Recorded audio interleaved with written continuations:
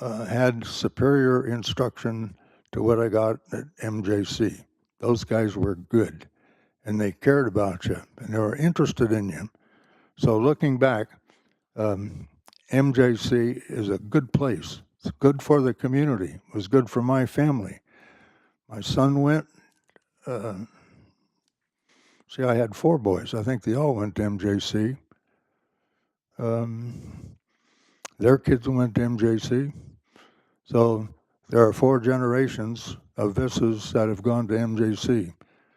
And despite what we're going through now, MJC is a good place. It's good for the community. It was good for my family. And I want to thank you very much for being able to contribute.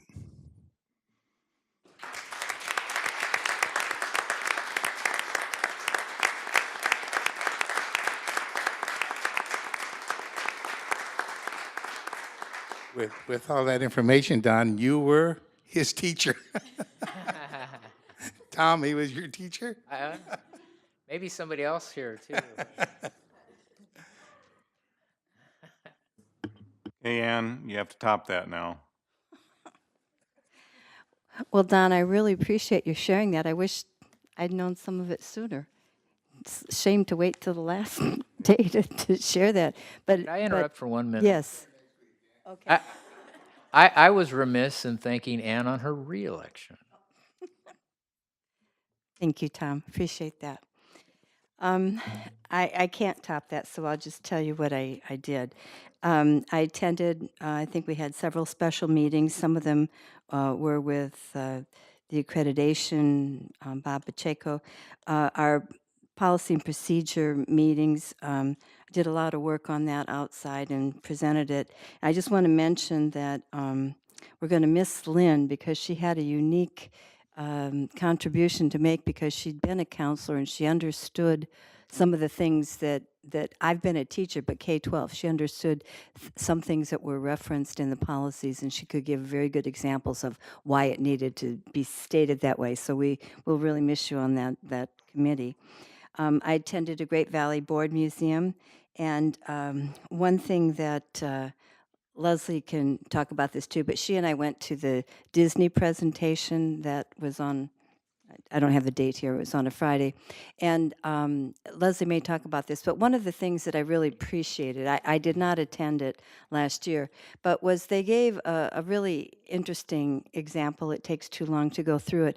But one of the successes for customer service that I took from that meeting for Disney is that they value all their employees to the point that they can all make suggestions on how to improve things. You know, they're the experts in the area in which they work, and suggestions were welcomed from them. And sometimes, I don't know, maybe some of the suggestions weren't viable, but they came up with some wonderful ideas just from their staff. And so I kind of hope, I don't know what's involved, but maybe the chancellor, maybe our 2 college presidents could try and think about some way that you could encourage input from everyone at every level in a way that's where they can do it freely, and they can make a bad suggestion, and that's fine. We may not do it, but they should feel free to make that. Because one thing that was a little bit sad, I won't identify the person, but one of the people from our district at the Disney meeting said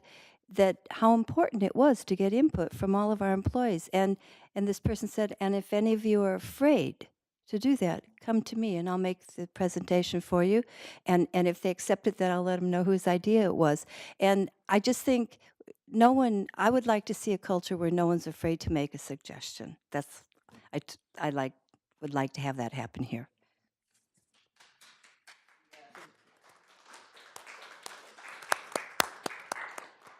Thank you, Ann. Leslie? Okay, so I agree with everything Ann just said, and I was also at the Disney Institute. It was wonderful. It was really nice. And I do need my reading glasses because everything just got foggy. Okay, so I went to the board meeting debrief on October 16th. I also went to the ACCT Leadership Congress in New York City from October 24th through 27th. As vice chair, I also attended the 5.5-hour pre-conference chairs academy, which was facilitated by former YCCD Chancellor Pamela Fisher. Small world. So there were other really interesting sessions, especially one by a district that is using sort of a personality test I've never heard of called Clifton Strengths. And so I will be sharing information about that presentation with the chancellor and fellow board members to see if there's any interest in using the Clifton Strengths Finder to help us identify and appreciate the different talents that each board member, new or incumbent, brings to the table, helping us further build camaraderie and mutual respect, which I think is really important with new board members coming on board. We really welcome all of you. I'm so happy, and I'm happy that Anne was reelected. Congratulations to everybody. And then on, so I already talked about the Disney Institute. Also on November 7th, I attended the closed session, and we also met with our ALOs on the accreditation and a phone conference, and then the Policies and Procedures Committee meeting. And again, I'd like to say how much I appreciate Lynn on that committee. She always has good feedback, and I know it's awkward being on the phone sometimes, but it's been very helpful. So I will miss that and miss you. So that's it. I just wanted to also thank Tom, Lynn, and Don for your service on this board. Yes. Well, I want to thank Tom and Lynn and Don for your service, and I particularly want to thank you for when I came on as a new board member, your mentorship and suggestions and guidance. It was very much appreciated. So thank you all very much. First, I'd like to talk about something that was discussed at the October 10th meeting up at Columbia, and I was remiss for not adding some additional comments at that time.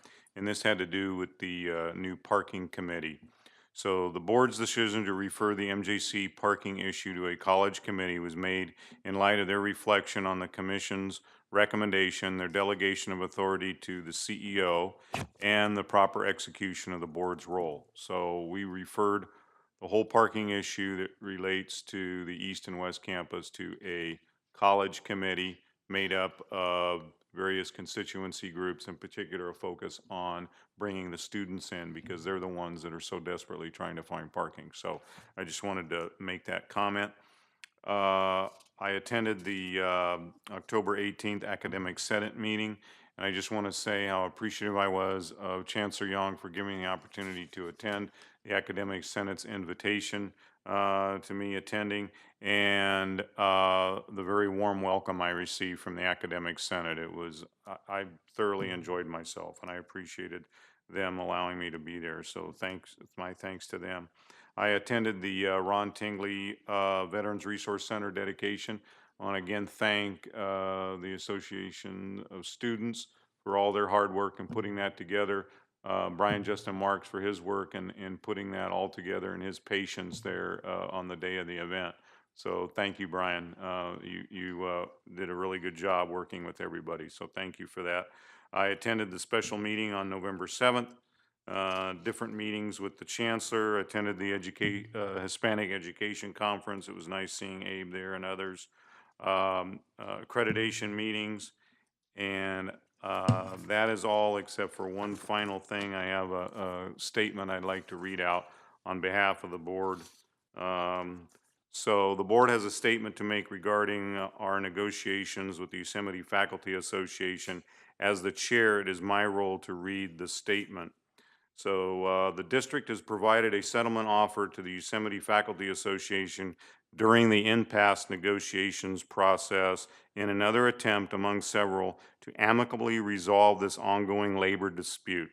Today at 2 p.m., YFA responded with a counterproposal to the district's settlement offer that specifically sets forth the increase to the salary schedule YFA is demanding.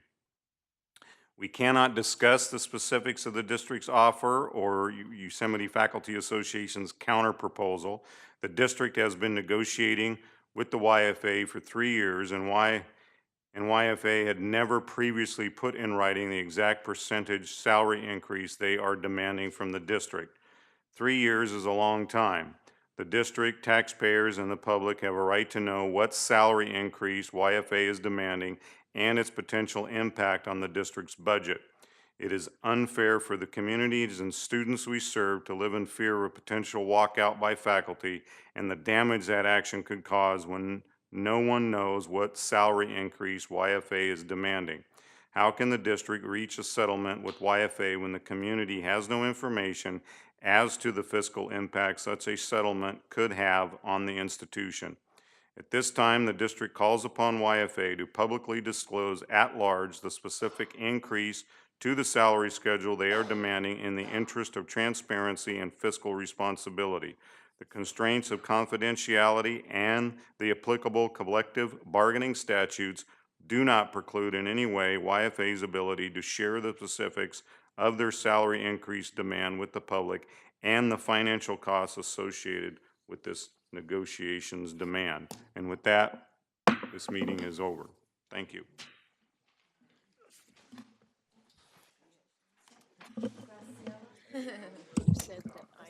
You got that right.